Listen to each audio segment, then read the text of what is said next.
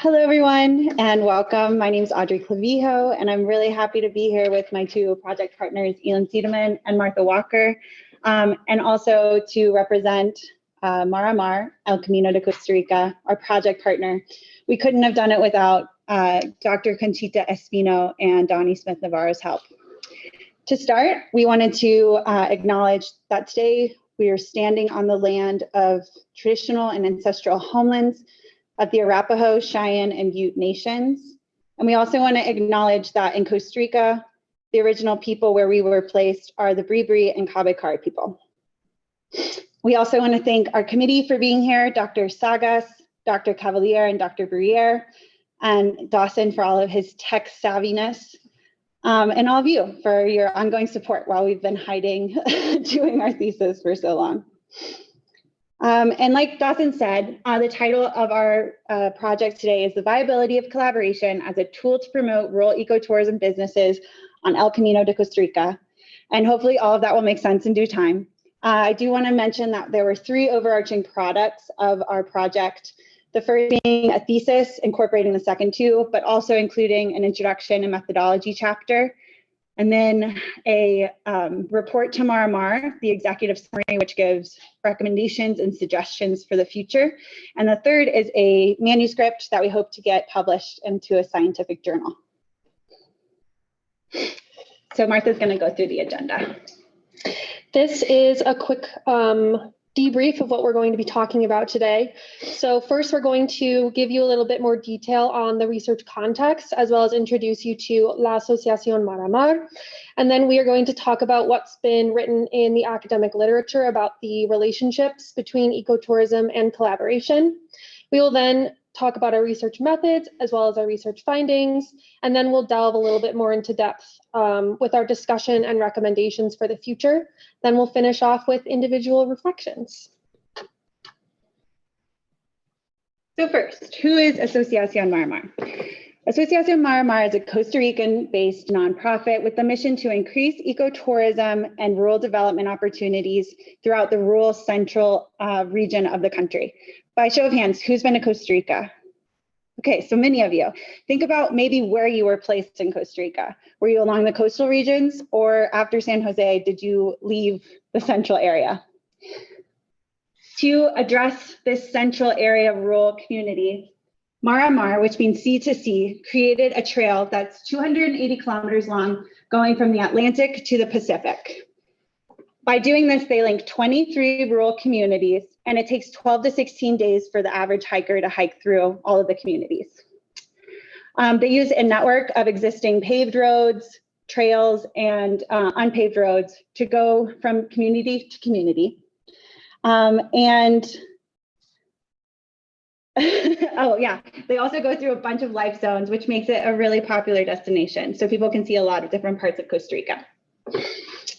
The three overarching goals that Mar has for El Camino are to provide international tourists with an adventurous means to experience the unique landscapes, people, and cultures of central Costa Rica, to bring rural development and economic opportunities to the small communities along the trail, and thirdly, to increase appreciation and conservation of local ecosystems and biodiversity. The typical demographic of people who hike the trail currently, and this was opened in 2018, so it's quite new, are 55 and older, very active people with a flexible budget and a flexible time schedule and able to do 12 to 16 days of guided hiking. A lot of people that do the trail currently are international from Canada, France, Germany, Holland, and the US. Mar would like to expand efforts to reach a younger demographic, but they know that it's going to be time consuming, making better lodging and infrastructure and signage to allow this younger demographic to join. So more specifically, we were sent by Conchita to the Pacific area of El Camino, which is the red line. And we were based in these, what we're going to call three communities, but it should be known that they're actually four. So Nápoles and Naranjillo are the more inland communities, and we lived the majority of our time in Nápoles. And then we would hike from community to community, which is about like a 5 or 6 hour hike. And so Naranjillo and Nápoles, more inland, they're in the Tarrazú region of the country, which is really popular for coffee. Tarrazú sits at a altitude of 1,500 meters, and the climate and geography make it perfect for coffee and banana plantations. And so a lot of the nature has been converted to this. And then Esquipulas and Villanueva are closer to the coast. It gets hillier to flat. And because they're closer to Capos and Manuel Antonio National Park, they're at a really optimal location because they're already close to these tourist attractions.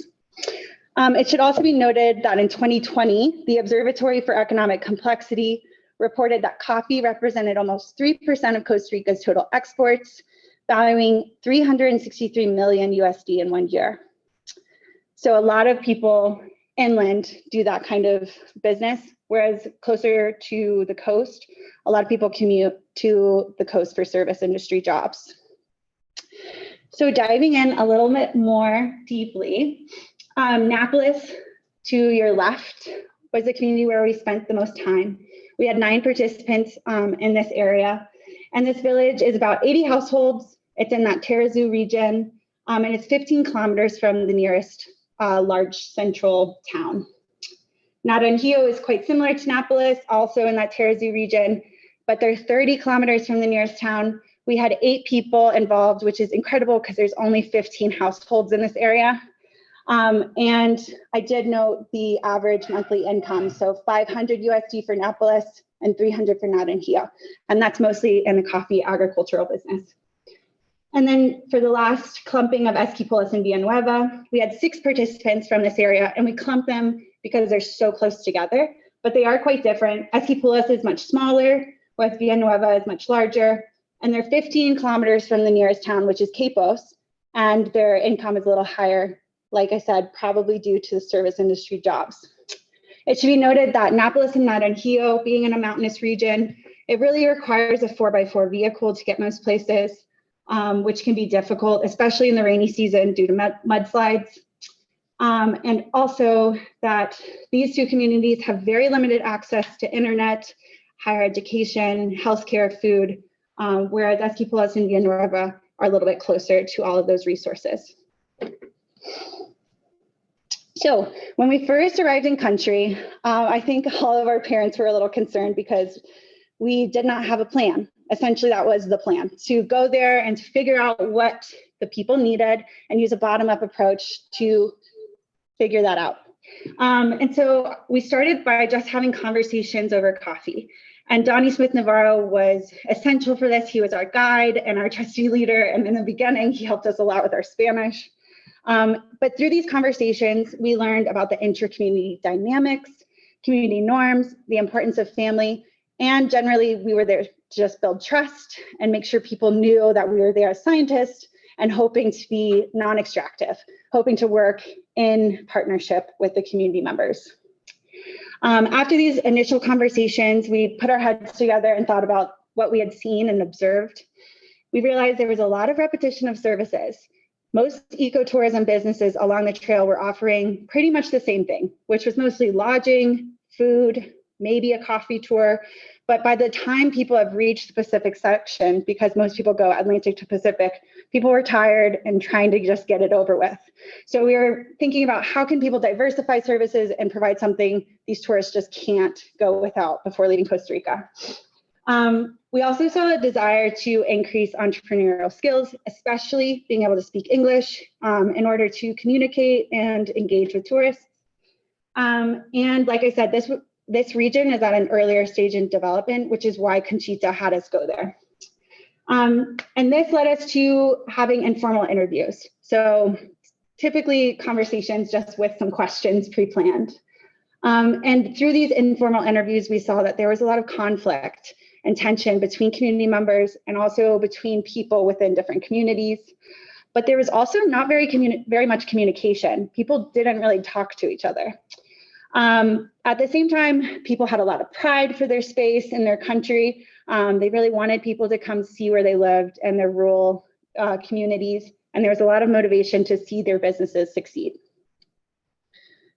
So you don't have to read any of this, but we mapped the system, and it's basically just to show the complexity of the socio-ecological system at play. We figured out the environmental factors, the key elements of the system, socioeconomic factors, and sociocultural factors, and tried to figure out, what are the legacy effects, what are potential surprises and dynamics at play here.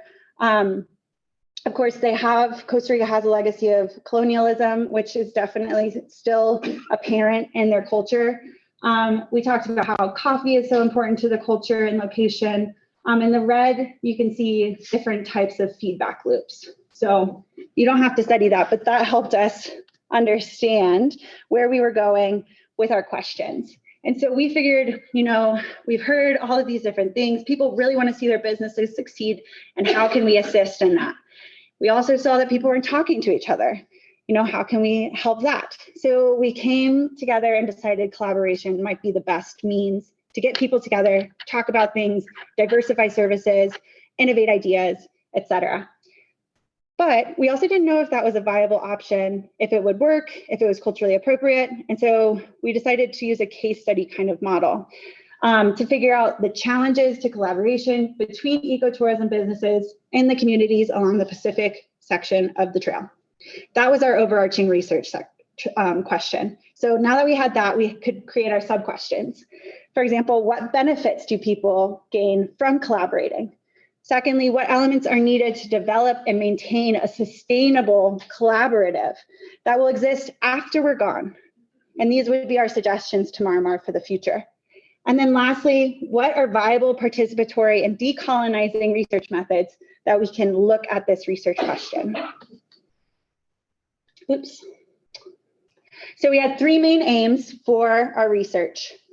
The first was to lay a foundation to Asociación Maramar to support community-based ecotourism collaboration, which Martha will discuss in just a moment, to promote sustainable growth of business owners along El Camino, but also to promote a foundation of trust between the collaborative members themselves. The second was to provide insight on the elements that were required to continue to foster the growth of a formal CBET collaborative model in the Pacific region of El Camino, with potential to replicate this model in the other two sections of the Camino, the Central and the Atlantic sections.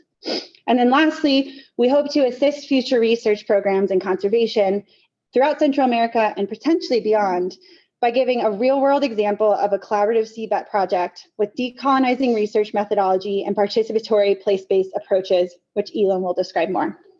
So now I'll pass it over to Martha about the ecotourism and collaboration literature that exists. Thanks. Great.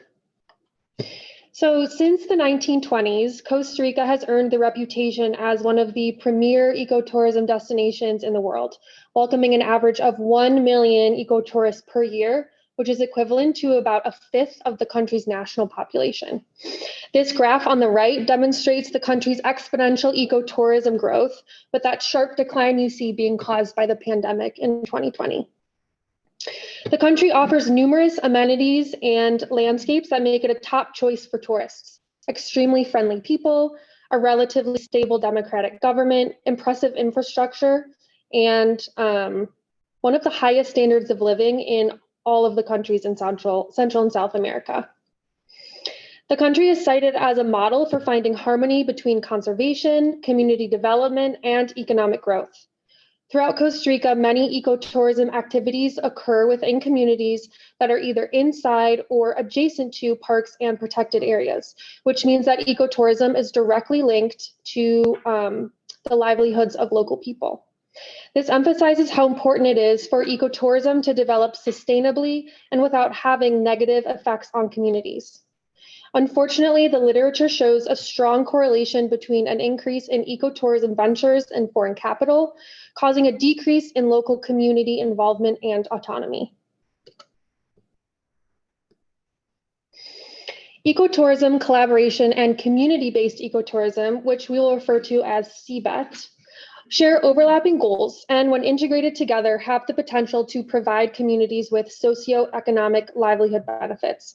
For the purposes of our research, CBET is differentiated from ecotourism by its definition as a practice of tourism where the local community has a significant control over and participation in its development and management, and a major percentage of the benefits stay within the community.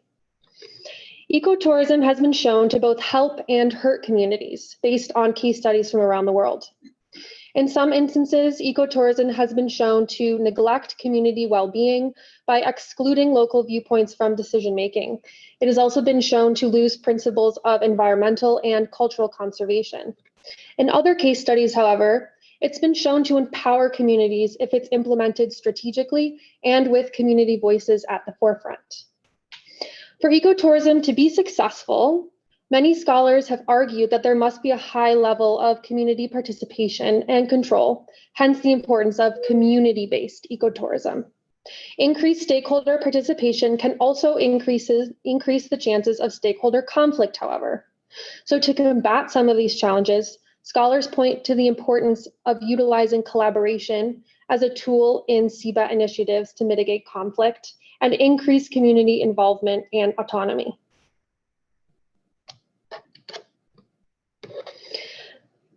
Multiple influential studies influenced our research, including that of Ladkin and Bertramini, who studied collaborative ecotourism planning in Cusco, Peru, as well as the literature of Bramwell and Lane, who analyzed the compilation of key studies from around the world.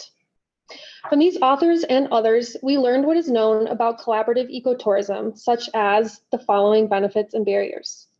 Benefits to collaboration within ecotourism include an increased sense of trust among community members, diffusion of decision-making power, resource pooling, inclusivity is also encouraged in collaboration, as well as the ability to mitigate conflict.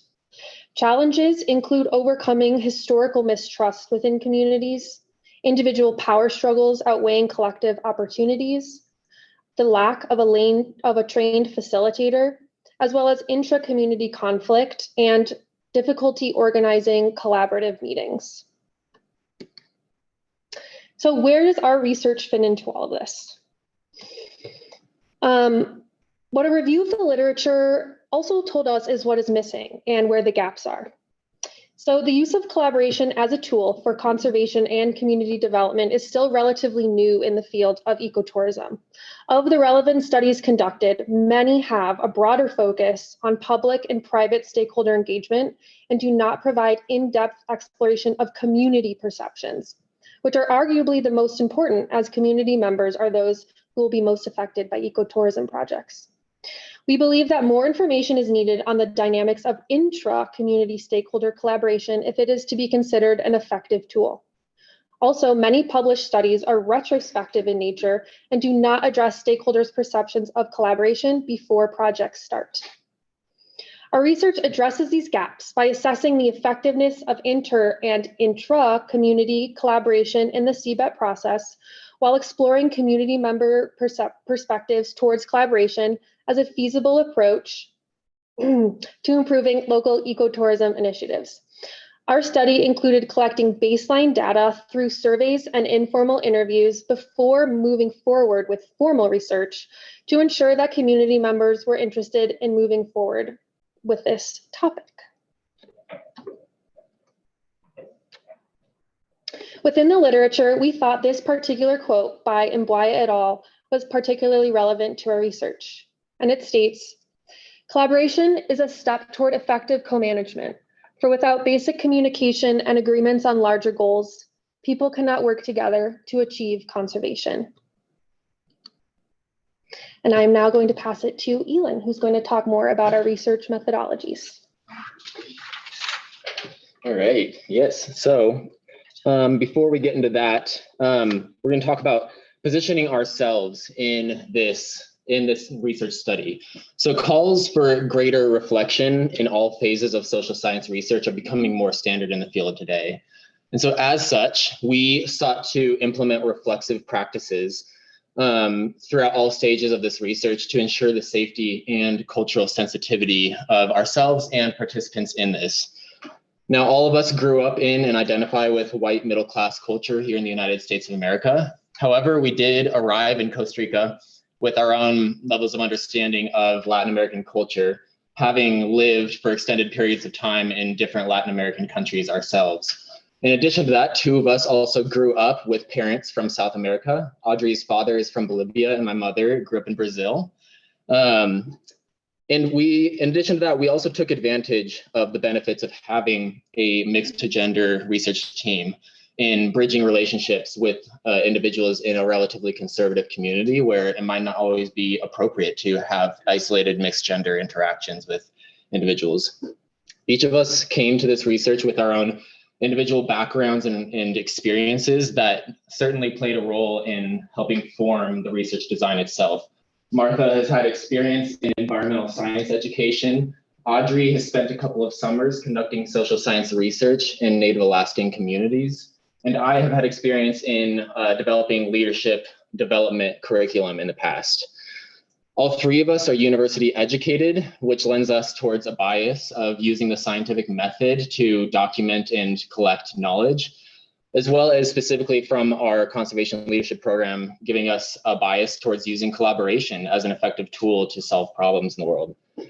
Now, as conservation researchers, we include stakeholders in this complex system, recognizing that we're not coming in here as completely unbiased individuals. We're obviously passionate about creating a sustainable future and protecting nature.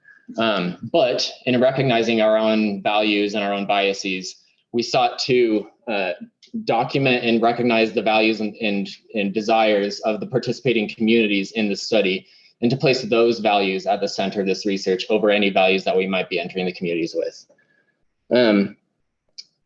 Yeah, and then lastly, we worked to minimize any perceptions of us as experts versus participants in the community by co-designing this research process with our partner organization, Mar and participating community members. Now, we created our method system from a decolonizing methodology standpoint. This is a catchy term that's being used in research a lot these days, and unfortunately is not always backed up by action. But one of the primary ways that we really sought to decolonize our methodology was first by engaging in critical reflexivity throughout the whole process and from the beginning, recognizing our own identities and our own biases, as well as how we might be perceived by individuals in the community. Regardless of how we self-identify, what matters most is how we're being perceived by the participants of this study. Secondly, out of order a little bit, but that's okay. But we place a focus on the perspectives and the expertise of marginalized communities. In this case, the central coffee growing region of Costa Rica has lacked access to many of the benefits that a lot of the rest of the country, especially along the coastlines, has had access to due to tourism, and therefore is lacking in a lot of infrastructure and investment. Lastly, we placed a focus on creating benefits for the communities that participated in this and in practicing reciprocity with those communities, that we're not just going in there and practicing extractive research and collecting our data and leaving and not having no regard for the communities that participated in this. One of the primary examples that we're trying to practice reciprocity is by returning to Costa Rica next week, actually, to present this research to the participants who co-created this with us. It is all of our product that we created together, in hopes that they'll be able to use this information to continue to pursue their own hopes and dreams in working with ecotourism. One of the main ways we worked to decolonize our methodologies was by implementing community-based research methods. During our initial 2-month period in country, we've talked about, we spent a lot of time having coffee with community members and documenting our own observations and using that to co-create this process. So that's essentially what community-based research methods are, is that community members have an important say in how the research is conducted and designed. So we sought to put the perspectives of local stakeholders at the center of this research design, again, over any values or biases that we may have brought into it. And we did this by working with our partner organization, Mar, as well as partner stakeholders in the communities to define the issues at hand, define possible solutions to those issues, and document their goals and being involved in El Camino. So going back to this that Audrey was touching on earlier, we spent our first couple of months, having conversations, documenting our observations, and conducting a little more intentional, call an informal interviews but they were just intentional conversations where we're trying to get at certain topics and learning more from community members. And from those, we were able to create a model that we wanted to test out for collaborative association meetings at 2 different scales. First, at the scale of individual community levels in each of the 3 communities we worked in. And secondly, at a larger regional scale that included all 3 communities together at 1 meeting. In the smaller individual community meetings, some goals in these meetings was to identify shared goals that participants had together. And we did this through team building activities that we hoped would help facilitate new relationships and trust building between participants, and creating a platform where they might be able to learn and share ideas between each other. And similarly, at the larger regional meeting, creating a platform for sharing of ideas, strengthening and creating new relationships. Many of these participants had stated that they've heard the name of the person, 20 kilometers down the road, but had never met them in person. So that was a major goal. And lastly, to test the feasibility of the model for the long-term sustainability for the model of this collaborative association design. In these community meetings, we had 3 primary goals that we were trying to examine or to get at. First, just building a sense of community and shared vision between participants. Secondly, creating a platform where the sharing of ideas between participants could possibly lead to greater innovation and diversification of services offered to tourists. And lastly, with the eventual goal that people might be able to share resources between one another, recognizing that this may not be an appropriate goal for the preliminary stages of these collaborative associations before any of those trusting relationships have been able to be established. But when we say sharing resources, not just finances, but perhaps tools or social networks, social connections that they might have with other businesses or organizations that might be able to support individuals in their businesses. In all 3 of these community meetings, the idea was that by improving the tourist experience in all communities, this would therefore improve the overall attractiveness of El Camino in general, and therefore create benefits for all stakeholders in their individual goals and by increasing the business available for everyone.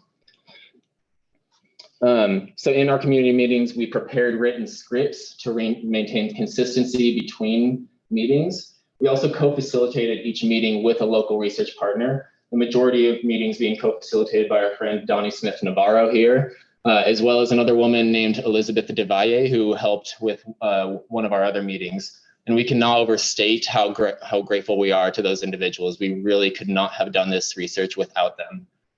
Finally, we recognize that finances are a barrier to some to be able to take time out of their day, perhaps lose business from tourists coming in, and even traveling long distances to be able to attend these meetings. And so we offered financial incentives to individual community members to be able to attend these meetings.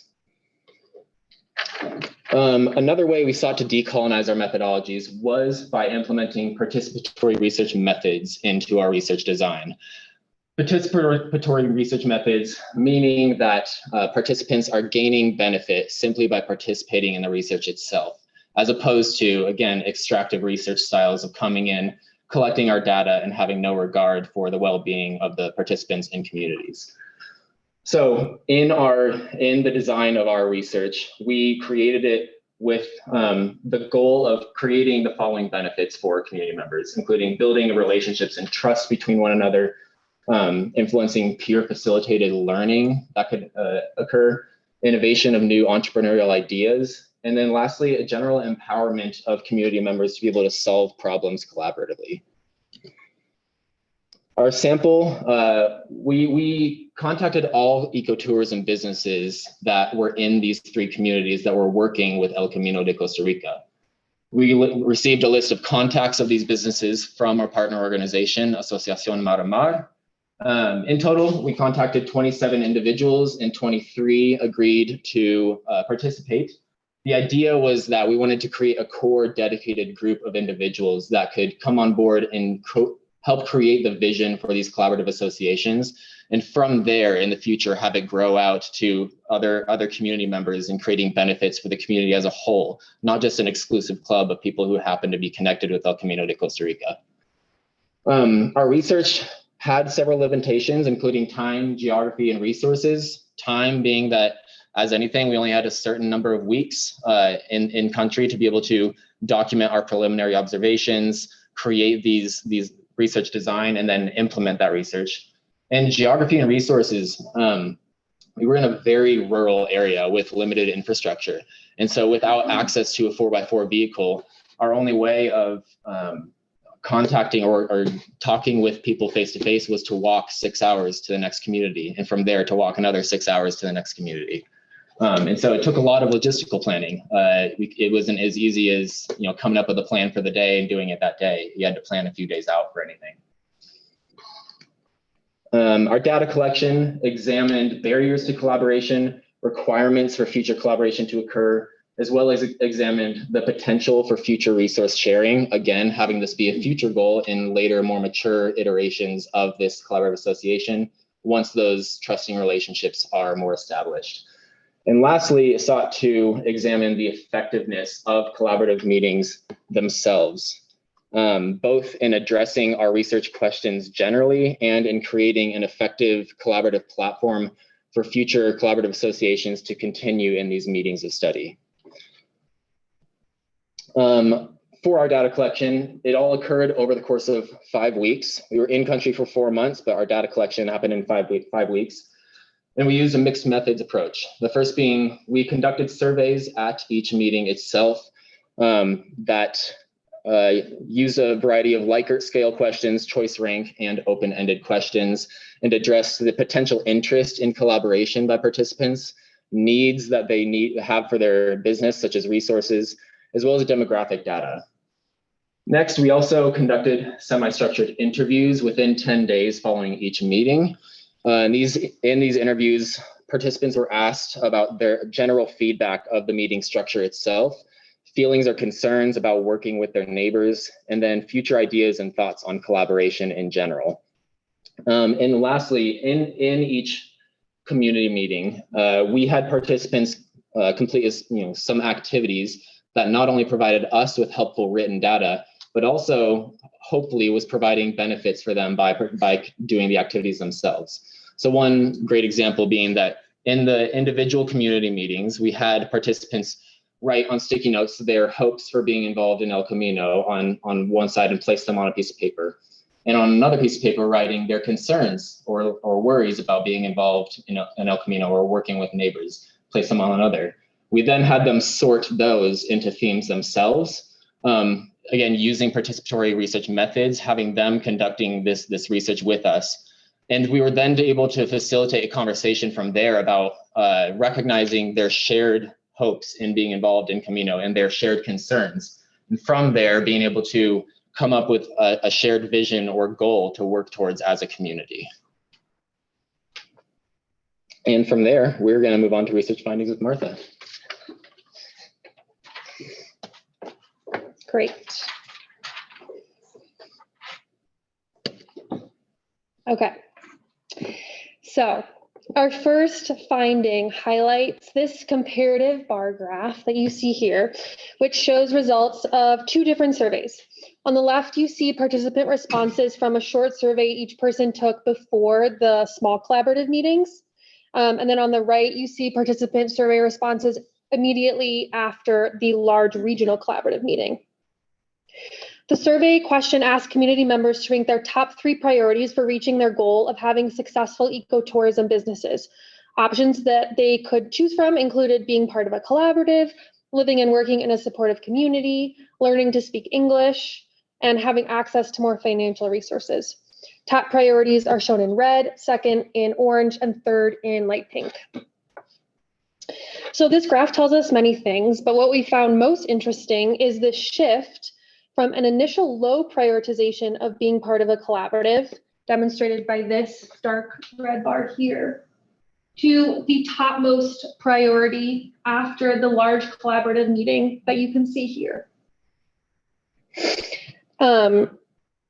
This data, along with interview responses that highlight positive participant feedback, such as this quote you see on the screen, provides preliminary community-based evidence that using collaboration as a tool in the future is a viable option for ecotourism business success.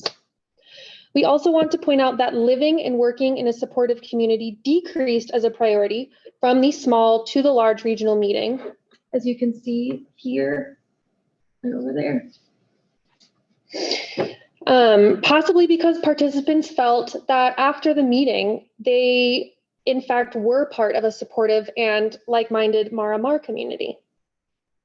Lastly, we want to draw attention to the consistently high prioritization of learning English, demonstrating how important this skill is to community members in the future. Although the data proves collaboration as a viable potential method for collective ecotourism businesses, two defining barriers may impede its advancement, and we found those to be individualism and historical conflict. From participant quotes and discussing with our co-facilitator, Donnie Smith, we extrapolated a definition of Costa Rican individualism to mean a desire to work alone without the help of others while avoiding receiving or offering critique from or to others, specifically other Costa Ricans, and feeling that others are unreliable or untrustworthy. Interview responses included quotes such as, "We, the Ticos, are very individualistic like that, and no one is looking for me. No one asks me for advice, and no one sees me.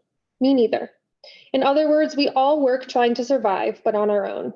There is no one. Individualism is very, very Tico, right? Very, very Costa Rican." Historical conflict was a second significant recurring barrier to collaboration. Similar to individualism, evidence of conflict as a barrier was collected in responses to the in-meeting questions regarding major concerns, as well as in interviews following small intra-community meetings. Anonymously written concerns included responses such as community members feeling discomfort with other community members while in the meetings. Interestingly, the prevalence of conflict in small meeting results was inconsistent in the post-regional community meeting interview data, with 0 out of 9 participants mentioning conflict as a barrier to collaboration or as a meeting challenge. Our third finding comes from data that pointed to several potential methods of incentivization to encourage all 3 communities to engage in future collaborative efforts. Alongside tangible examples of incentivization, such as skill building workshops, business owner networking opportunities, and community development projects, community members also highlighted the importance of creating and/or strengthening relationships as an essential benefit of the collaborative meetings, with hopes that businesses will become more united in the future. One participant said, "Well, what the meeting gave is exactly that, the union, because maybe we were working completely alone and without union, with nothing. And if there is union, I think the union is strength and we can continue forward." Another incentive for attending collaborative meetings in the future is the belief that a unanimous shared goal for individual and group ecotourism businesses can help to advance each of the communities. The meeting was the best thing to improve both parties. And if people agree that they work well, the Camino de Costa Rica grows more every day and the communities grow. But if not, neither will grow. Which brings us to our last finding. The data provided strong support for the importance of a facilitator. In this photo, you see Donnie, who is a Tico native and a trusted community leader, facilitating a team building activity at the regional meeting. Both community member statements and the academic literature support the need for a neutral facilitator to coordinate communication between communities, mediate historical and future conflict, and maintain collaborative and transparent relationships between individuals, communities, and Asociación Maramar. "It's very important," one community member said. "A facilitator must be very organized. You have to have all the clear ideas. If someone has a question, know how to answer it. I imagine that being a facilitator is not that easy, although it may seem like it, because standing up to speak in front of many people is not the same as knowing what you are going to talk about and how you are going to say it. So yes, it is important, but you must be organized and know. When asked if communities would be willing and able to host a collaborative meeting without the use of a facilitator, the majority of community members said no. That facilitators are important to hold people accountable and add a sense of legitimacy to the meetings. Now I'll hand it off to Audrey. Great, thanks, Martha. I'm just going to reiterate a little bit of the findings that Martha just mentioned for a quick discussion of these findings and recommendations for the future. So, getting back to our question, what are the challenges to collaboration between ecotourism businesses and communities along the Pacific region of El Camino? And more specifically, we also want to find out, like, does this work? And the answer is yes. Our data suggests that collaboration could enhance potential business success by doing the following. It increases learning and widens perspectives of the members. It allows exchanges of resources and knowledge. It can inspire development of innovative ideas and thus hopefully promote diversification of services in the future. And we also know that it strengthens relationships. But as far as these barriers that could get in the way, Martha mentioned that there were two very significant ones, individualism and conflict, which answer our key question. So first, for individualism, it's very deeply rooted, but whether or not this is a cultural barrier and how or if mitigation is culturally appropriate or even possible is outside of the scope of our research. We recognize we are not Costa Rican cultural experts, and thus we don't really include that. However, we all agree that it could decrease cohesion of meetings and people within the meetings, and also increase resistance to having more additional stakeholders join these meetings in the future, which is compatible with the Bramwell and Lane 2002 study. We also know that future events could hopefully help to reduce individualistic habits by inspiring more collaboration between the stakeholders involved. As far as conflict, also deeply rooted and also going to reduce cohesion. And we did see more conflict in some communities than others. Specifically, Villanueva and Esquipulas and Naranjillo had more conflict than places like Nápoles, but that may be because people in Nápoles are almost all part of the same family. The second point here is that we hope, and we did see a decrease in conflict after one meeting, and thus, because of strengthened relationships in these meetings, as well as discussions that could alleviate tensions, team building activities that were incorporated into the meetings, and seeing those shared goals, we hope that builds trust and eventually could reduce conflict. And that is compatible with the Wanderad very recent article.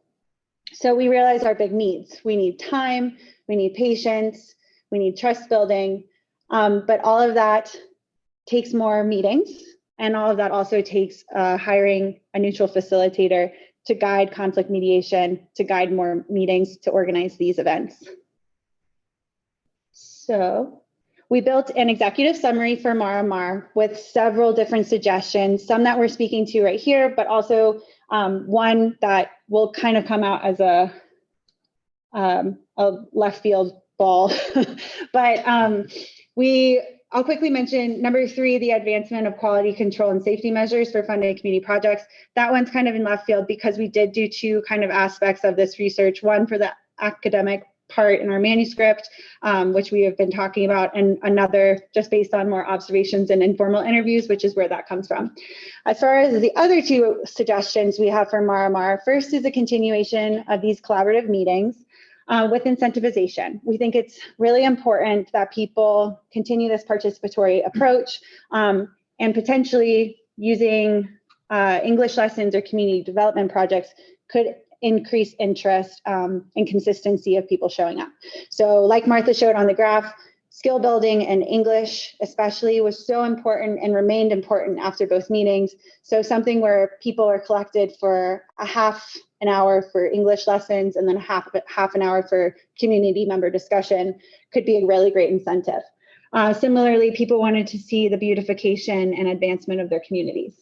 We also recommend reimbursement for participation, understanding that people are taking their time and money and gas to arrive to these meetings. and they could lose business because of that. And then second, we can't say this one enough, but contracting and compensating an employed Maramar facilitator, we think is essential.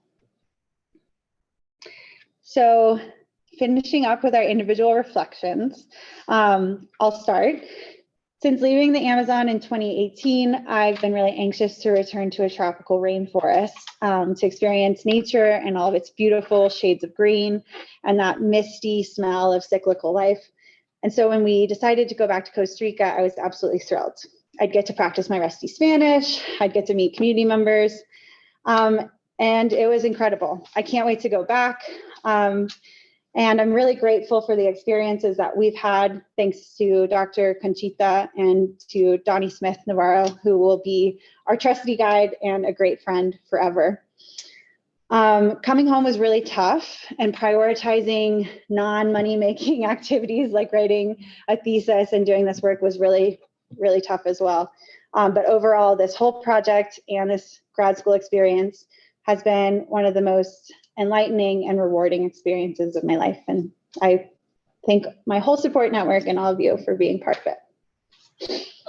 For me, I was really excited to be able to use school skills and experiences that have been very formative to me in my past, including the leadership development curriculum that was a big part of my life in high school and early college, as well as the opportunity to learn Spanish. A year ago, prior to going to Costa Rica, I did not speak Spanish, and I don't know what I was thinking signing up to go there, but I was up for the challenge of learning it, and it was a lot of fun. That was half of the work of being there, was just trying to study Spanish.